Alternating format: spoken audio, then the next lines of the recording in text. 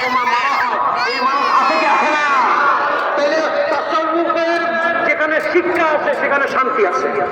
কি আপনারা একটু বলেন না বাবা, শান্তি আছে কি আছে না?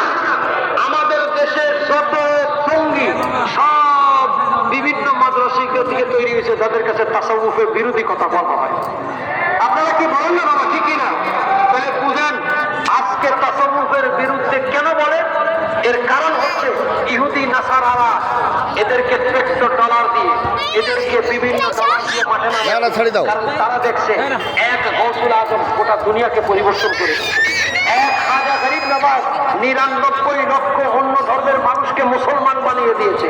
তারা দেখতেছে এক মুজাদ্দিদ আল ফিসানি বাদশাহ আকবরের দ্বীন ইলাহিকে উলট পালট করে দিয়েছে। এক মাহবুবে ইলাহি দিল্লিকে পরিবর্তন করে দিয়েছে।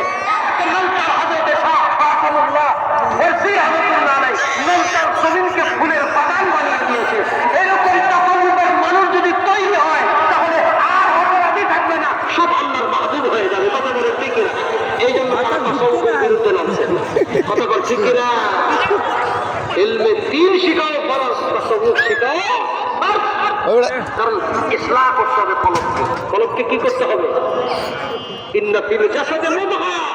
নবীজি বলেছেন মানুষের এই দেহের ভিতরে একটা গোশতের টুকরা আছে, এটা যদি অপবিত্র হয় সারা দেহ আমার শরীরে যাওয়ার পর আমি আমার ছোট্ট একটা ঘটনা, আমার আব্বু হুজুর রহমাতুল্লাহ আলাইহি দেখলো এসে বহুত টেস্ট করে কিন্তু কোন রোগী খুঁজে পায় না। আপা পায় আপনার রোগ এমন রোগ, যে রোগ আপনি নিজেও জানেন না। হুজুর বলেন কি? বসেন, আপনি প্রতিদিন মিনিমাম কমপক্ষে সকালে এবং সন্ধ্যায় একেবারে আধা ঘন্টা করে জিকির করেন। হুজুর কিভাবে জিকির করেন? পদ্ধতি বলেন। কয়দিন পরে এসে বলছেন হুজুর আমার এখন খুব ভালো লাগে। আপনারা দেখবেন বিভিন্ন মানুষ বিভিন্ন রোগ পালায়, আপনি প্যাথোলজিতে গেলে রোগ ধরা পড়ে, বিনোদন দরকার আছে, যখন মানুষের এই দেহের ভিতরে একটা গোশতের টুকরা আছে, এটা যদি অপবিত্র হয় সারা দেহটা অপবিত্র হয়ে যায়, আর এটা যখন পবিত্র হয় সারা দেহটা পবিত্র হয়ে যায়। হুজুর বলেন আল্লাহ এটার নাম হলো কল।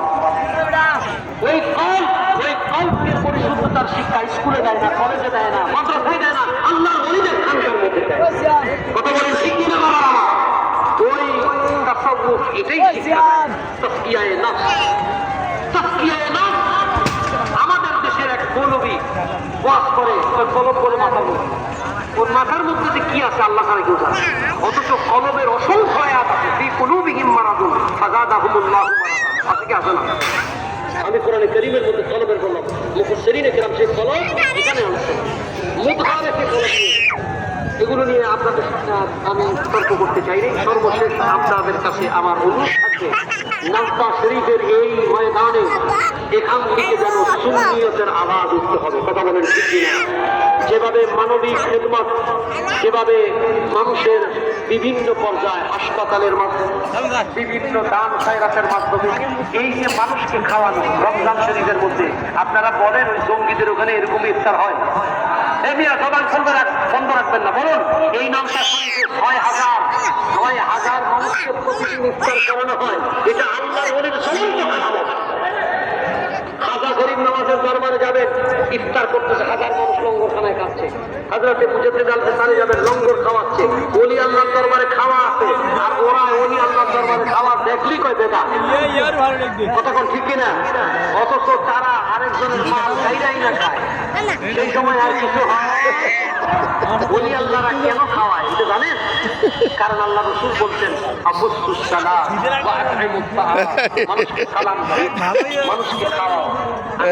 ঘুমে থাকে তখন নামাজ পড়ো। এই তিনটা আমল যদি থাকে, তিনটার একটাও যদি থাকে, গ্যারান্টি দিয়ে দিচ্ছি তোমরা জান্নাতে চলে যাবা। ওলি আল্লাহর দরবারে খানা আছে কি আছে না? খাবার আছে কি আছে না? কথা বলা আছে কি আছে না? এখানে নলকা শরীফে খাবার আছে না? এটা ওলি আল্লাহর দরবারে খানা, এই খাবার এই জন্য থাকে কারণ ওলি আল্লাহর দরবারে জান্নাতি হওয়ার ঠিকানা, জান্নাতি হওয়ার ঠিকানা। ভাইরা আমার, আমি আবুল ফজল সাহেবের সাথে একটা দীর্ঘদিন কথা হয়। আমি আবদার রেখেছি বিরাট বড় প্রকল্প হয়েছে, কিন্তু সাতক্ষীরার মানুষ এখনো নলতা শরীফও চিনে না, ওলি আল্লাহও চিনে না, নবীও চিনে না, বলিও চিনে না। কথা বলেন ঠিক কিনা? নবী এবং আহলে সুন্নাত ওয়াল জামাতের আকীদা ভিত্তিক প্রচারের জন্য আল্লাহ নলতা শরীফকে কবুল করুক। সকলে পড়ে না আমিন।